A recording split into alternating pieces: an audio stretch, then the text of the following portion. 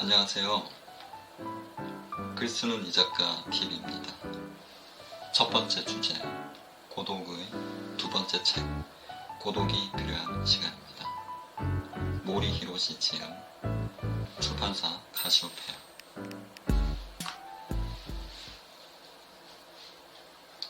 저자 소개입니다. 모리 히로시, 소설가이자 공학 박사, 1957년 일본 아이치현에서 태어났다. 모 국립대학 공학부 건축학과에서 아이들을 가르치며 1966년 모든 것이 F가 된다로 제1회 메피스토상을 수상했다.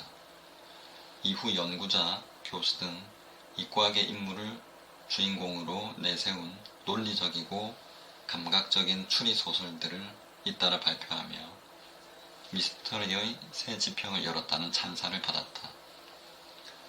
이 책은 타인이 보기에는 은둔생활, 자신이 보기에는 고독을 즐기는 생활을 5년 넘게 지속하고 있는 저자의 고독론을 담은 책이다.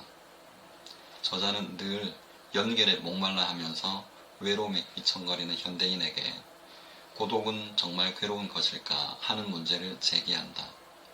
현대인은 인연의 비만에 시달리고 있다고 말하며 고독의 본질에 대해 고찰하고 인생이 깊어지는 고독의 방법을 알려준다. 이야기를 시작하며 고독을 잃어버린 당신에게 지금 선생님이 하고 계시는 은둔 생활에 대해 써주세요. 담당 편집자에게서 부탁을 받고 생각한 결과가 이번 책이 되었다. 매일 계속 생각한 건 아니고 하루에 한 번 주제를 떠올린 정도였다. 은둔 생활과는 뭔가 다른 것 같아요. 그렇게 사는 방식을 뭐라고 부르시나요? 굳이 이름을 부르자면 고독 연구 같은 건가요? 나도 이 상태를 부를 뭔가 좋은 이름이 없을까 잠시 생각해봤지만 딱히 마음에 드는 게 없었다. 나 자신도 아직 이 생활을 명확하게 규정하지 못했기 때문일 것이다.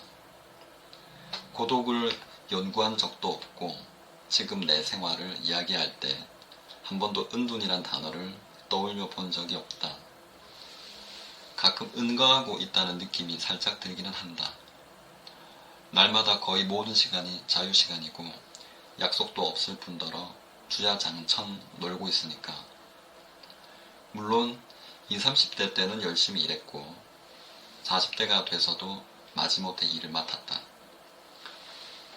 이제 그런 일에서 벗어났으니 은거는 분명하다.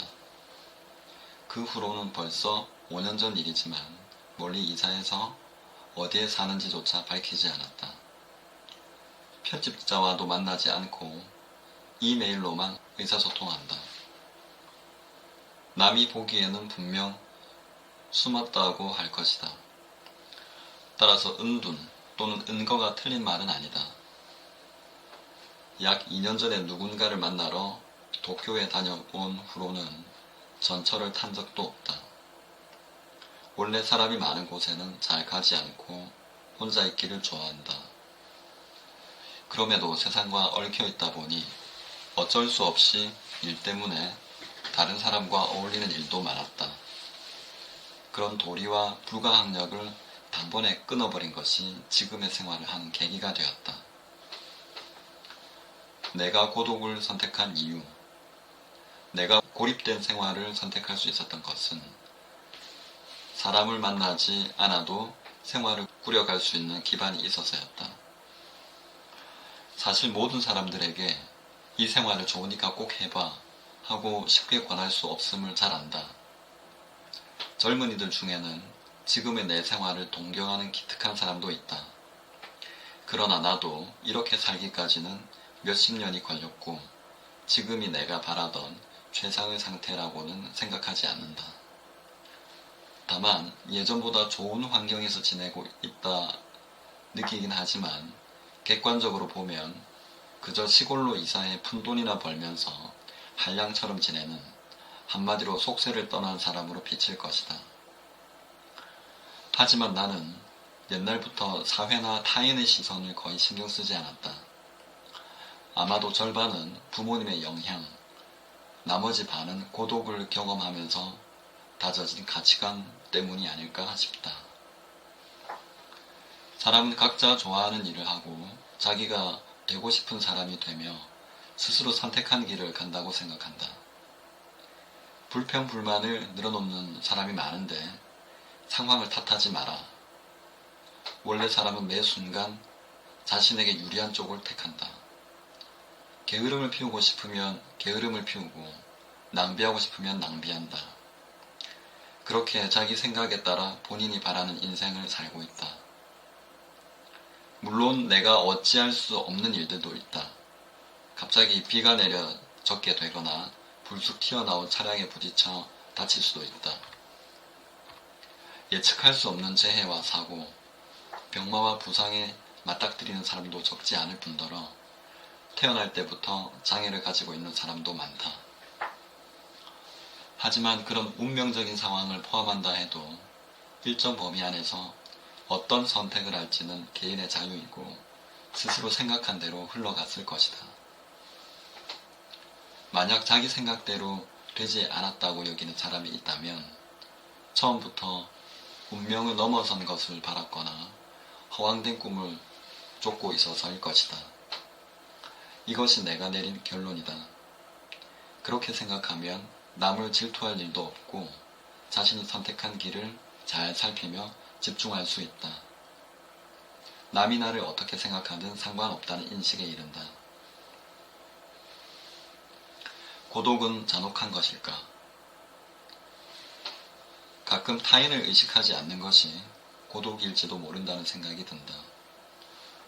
솔직히 말하면 난 내가 고독한지 아닌지 잘 모르겠다.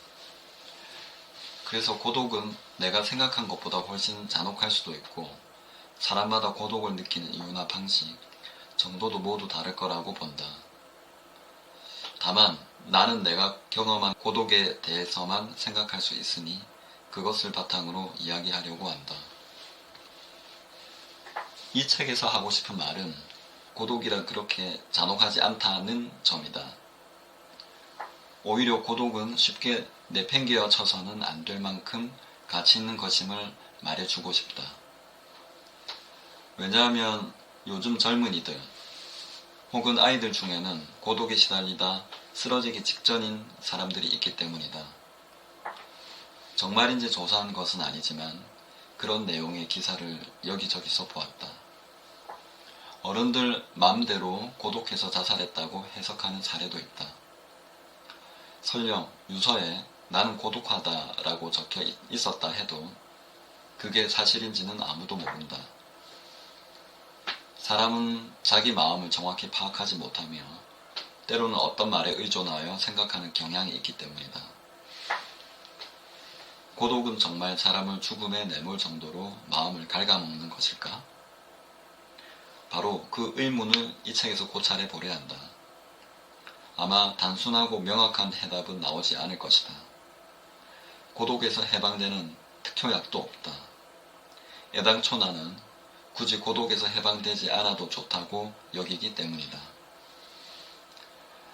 여기서 한 가지 양해를 구하고 싶은 점이 있다.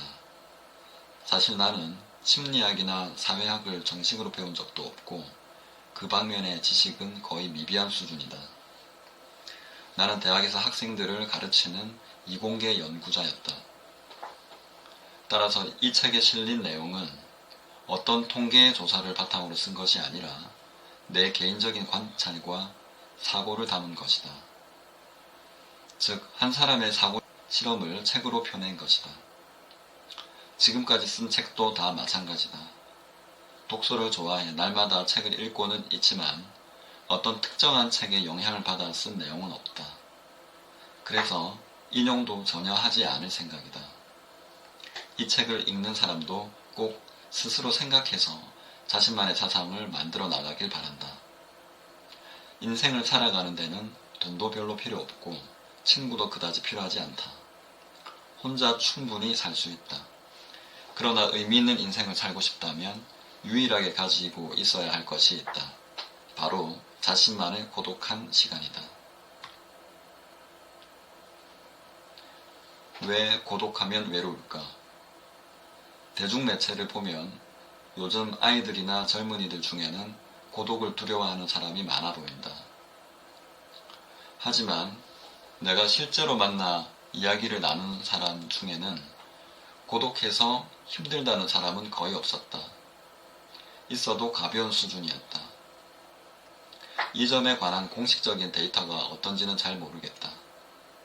다만 왜 고독이 두렵냐고 사람들에게 물었을 때 내가 들은 대답은 고독하면 외로우니까 였다. 아마 고독이 즐겁고 재미있다고 생각하는 사람은 극소수일 것이다. 그럼 왜 대부분의 사람들은 고독하면 외롭다고 생각할까?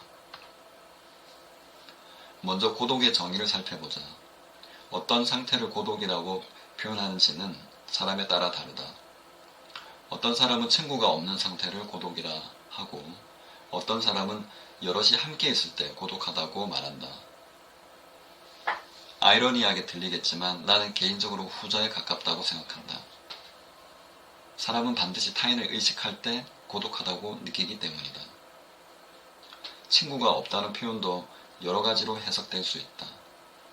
처음부터 친구가 없었는지 아니면 예전에는 있었는데 지금은 없는 것인지에 따라 그 의미가 달라진다. 또한 어떤 계기로 친구가 없게 됐느냐 하는 문제가 있다. 싸워서 친구가 떠났을 수도 있고 사고로 친구들이 다 죽어서 혼자 남겨졌을 수도 있기 때문이다. 고독을 느끼는 조건. 만약 태어날 때부터 타인과 만날 기회가 없는 특수한 환경에 놓여 있었다면 친구는 존재할 수 없다. 타인이 없으면 친구라는 개념조차 인식하지 못한다. 책 같은 것을 보지 않는 이상 친구라는 단어가 갖는 의미도 사라질 것이다. 과연 그런 경우에도 고독을 느낄까? 아마 태어날 때부터 친구를 경험할 기회가 없던 사람은 친구가 없는 상황을 외롭다고 느끼지 않을 것이다. 책이나 TV를 통해 여럿이 함께하는 즐거운 분위기를 동경할 수는 있다. 하지만 말 그대로 동경일 뿐 친구가 없다고 해서 자신만의 환경을 비관하지 않는다. 어릴 적 달나라 여행에 관한 책을 읽었을 때를 떠올려 보라. 그때 내가 달 표면에 서 있지 않다는 사실이 서글펐는가? 그렇지 않다. 나도 언젠가 달나라에 가게 된다면 얼마나 멋질지 상상했을 뿐이다. 즉, 친구를 경험한 적이 없는 사람은 친구가 있으면 좋겠다. 친구가 있으면 얼마나 재밌을까 하는 소망을 가질지는 몰라도 현재 친구가 없다고 해서 고독하거나 외롭다고 생각하지 않는다. 이렇게 고독감을 느끼는 전제 조건은 단순히 친구가 없는 상황뿐만 아니라 친구가 전해주는 온기나 함께 나누는 즐거움을 지각하는 데 있다. 친구가 없어서 외롭다는 것은 함께 어울릴 때 얼마나 즐거운지를 알고 있어서 어울리지 못하게 되었을 때 생기는 감정이기 때문이다. 외로움이라는 감정. 친구를 잃으면 왜 외로워질까?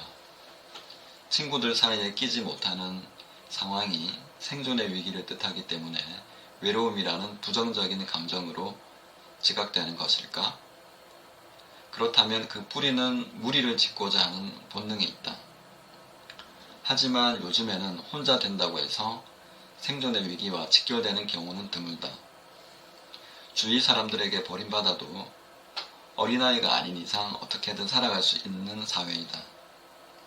다만 생존의 위기감이 외로움을 조장한다는 점은 무시하지 못한다. 멋대로 지어낸 상상일지라도 그 상상이 나를 괴롭히기도 한다. 어릴 적 친구에게 따돌림을 당했다면 생존의 위기를 본능적으로 느꼈을 수도 있고 어른이 돼서도 기초한 감정이 남아있을 수 있기 때문이다.